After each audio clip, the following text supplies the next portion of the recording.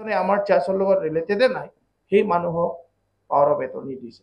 বিঘা মাটি তেওঁ বিক্ৰী কৰিব বিচাৰিছিল, যিটো এক্সিকিউটিভ মিটিঙত ডিছকাছ হোৱা নাছিল, কিন্তু তেওঁ এক্সিকিউটিভ মিনিটছটো তেওঁ সলনি কৰি পেলাই ২৭ বিঘা মাটি বিক্ৰী কৰিব গৈছিলে।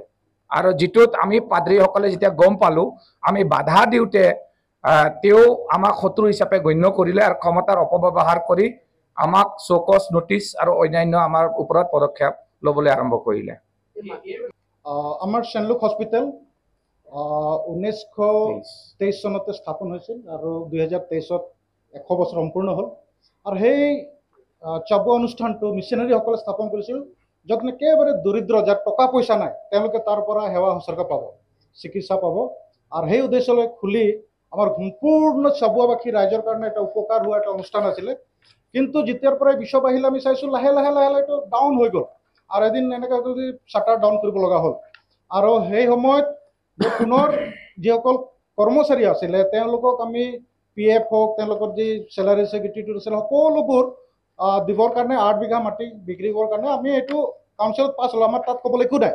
কিন্তু সেই টকাটো আমি বিক্ৰী কৰাটো আমি অলপমান সন্দেহ আছে, যিটো টকা লেনদেন, কাৰণ সেইটো জেগাত অলৰেডি আমাৰ বন্ধুসকল কৈছে যে সেইটো জেগাত এতিয়া 25 লাখ টকা বিঘা নাই, কাৰণ টাউনত আছে, চাবুৱা টাউনত।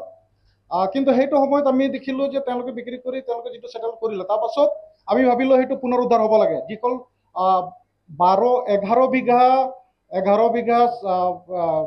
প্ৰায় আপোনাৰ 12 বিঘা ওচৰা ওচৰি ধৰক, আৰু 12 বিঘা আমি লিজত দিয়া হ'ল। আৰু সেই লিজত দিয়াটো যি এগ্ৰিমেণ্ট আছিলে বিশ্বপ আৰু ট্ৰাষ্টে কৰিছে, এইটো ট্ৰাষ্টৰ নামত আছে। ট্ৰাষ্টৰ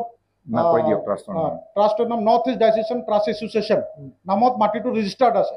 আৰু আমাৰ ডাইচেচন ট্ৰাষ্টৰ যিটো কমিটি থাকে, তাৰ চেয়াৰমেন বিশ্বপ থাকে, আৰু তাৰ ছেক্ৰেটাৰী বিশ্বজিৎ বৰকটকী হয়, আৰু ট্ৰেজাৰাৰ ৰেভাৰেণ্ড প্ৰদীপ কোৱা।